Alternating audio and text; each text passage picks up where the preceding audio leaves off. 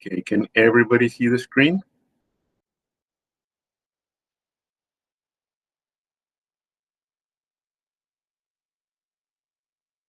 If you can't hear it, it's okay. I'll explain why. Oh,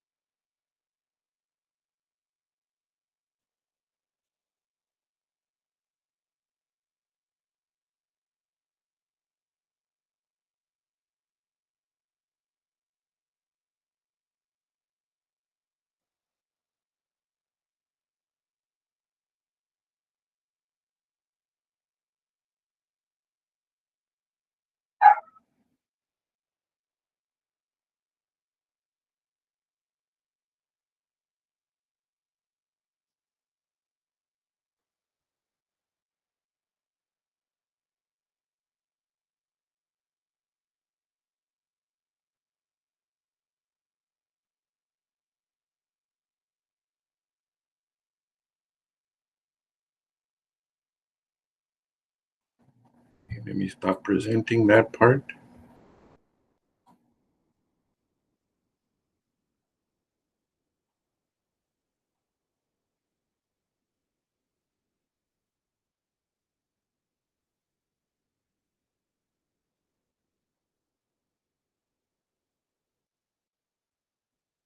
Okay, guys, the reason I'm going through this training is to talk to you about the COVID-19 fire drills procedures and the video that we just saw. If you're going to step on campus, and again, they gave the students and teachers the opportunity to go back to school, but they want you guys to download the Dr. Owl app. The Dr. Owl app allows the district to keep track of anybody that's come in contact with COVID-19. And I'll explain a little bit about that. Okay, we saw the video. The Dr. Owl app electronically screens everybody. If the students are coming to school, and again, it's up to your parents if they want to send you, you have to fill out the app before you get to school, before you get on the bus. That way we know if you came in contact with somebody that has COVID-19 and we can take the proper steps. It helps create a safe atmosphere for the teachers, for everybody on campus. You must do it every time you come. You have to answer the questions. It asks you if you have fever, all the symptoms, and then the school runs a report and the district runs a report. That way we know if you have little brothers and sisters that are in other schools, that if they came in contact with other people exposed to COVID-19. And that's the flyers. The questions it asks, if you haven't used the app, it has a Spanish and English. If parents want to fill out, or if parents are going to come and pick up the students, they can do it through Guardian on the app. And then they fill out, because they have to fill out, they have to do the app too when they step on campus. And going back to COVID-19.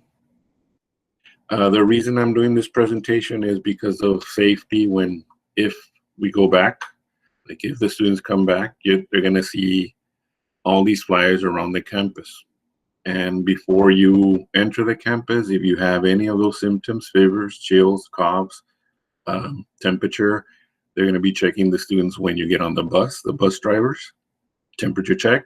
And then when they get off the bus, the school's going to be asking questions too and checking the temperatures. If the students have a temperature, they're going to be moved to another room, a holding room, just to make sure that they're okay, and call parents and take steps from there. Okay, if you're feeling sick with a fever, cough, shortness of breath, those are the steps to take. These are all from the CDC guidelines given to us by our head nurse, Mr. Rolando Barrera. Okay, another flyer with more symptoms. Okay, on campus, teachers and students are expected to wash their hands, use antibacterial soap or the Germex, and they're going to have little Germex or hand sanitation stations all over campus. Okay, you're going to have to wear a mask, a cloth covering, and those are some of the steps, some of the ways to take care of yourself with a mask, how to handle it, to stop the spread. The teachers are going to be cleaning and disinfecting the desks, the doors, which we're going to have the doors open so you guys don't touch the doors at all. And again, this is if your parents say you can come back on campus. So we're going to have that. We're going to provide masks for you. We're going to provide the face shields. If you tested on campus for TSI, you know how the drill is. If you're on campus right now, you know how all the procedures are. If you have cough or sneeze, cover it. If you don't have a covering, use your elbow, sneeze into your elbow or cough into your elbow, and then make sure you wash your hands. At school, the procedures before you step on campus, make sure you do the Dr. Owl app. We're going to do the temperature check. While there, you're going to social distance socially. You're going to wear masks, wear shields, wash hands, apply antibacterial soap or Germex around the campus. Those are some of the things you'll be seeing. If you notice the middle picture, those tapes are 6 feet apart. When you get off the bus or when you come from, if your parents drop you off, those are the guidelines we expect you guys to follow, the teachers, students, everybody. Everybody's going to have to do the social distance rule. Teachers, students. So again, they're there on the floor to help everybody. Water fountains are covered. The restrooms, they close some of the stalls, so not all the restrooms are going to be open. From what I heard, only the restrooms in the 6,000 hallway are going to be open for some students, and in the building too, but not all the restrooms are open. The coach is going to be out there writing down who goes to the restroom in case we have contact in the restroom with somebody from another class that has COVID-19. Those two pictures in the middle are my classroom. Again, all the desks are 6 feet apart. As soon as the students come in, I'm going to clean. That way, when you leave or when the next students come in, it'll be safe. My desk is somewhere in the middle, and I have to move it because I'm not 6 feet apart from the other students. Going into the main building, the 6,000 hallway, we even have the blue tape for the 6 feet apart. Now let's go into fire drills.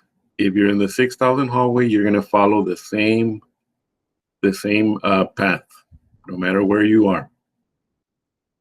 But once we get out there, everybody's going to have to be 6 feet apart. And I know that's very difficult, but you still have to make sure the students are 6 feet apart. The e-building, the same thing. The procedures for fire drill: exit the classroom, turn off the lights and close the door, walk the right route assigned, social distance, wear masks, wear face shields, wait for all clear to return, and follow the social distance when we come back. In closing, remember to do the Dr. Owl check-in every morning. follow social distance, wash your hands, wear face masks, wear face shields. Again, wash hands because that's the most important. Use hand sanitizer. Um, the students are not going to be allowed um, during lunch to sit at the picnic tables because they're not 6 feet apart. And usually we would have several students sitting, 8, 9, even more students sitting at the picnic tables. And we would have students playing soccer, football, basketball, so that's not going to be allowed. In the cafeteria, the same thing, social distance. You're going to pick up your plate, sit down. Some of the tables are going to be closed or sectioned off, so everybody's going to be 6 feet apart. And again, this is only if when you come back to campus or if your parents said yes to come back to campus. You can bring school supplies, but you cannot share with other students. You need to kind of clean your laptop at home, and then when you go home, you clean it again just to make sure that you're not taking anything home, or just to make sure you're not bringing anything back.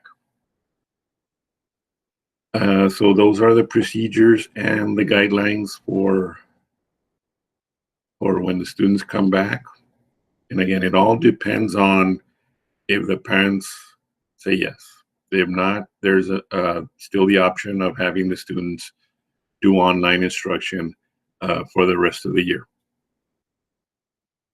Thank you.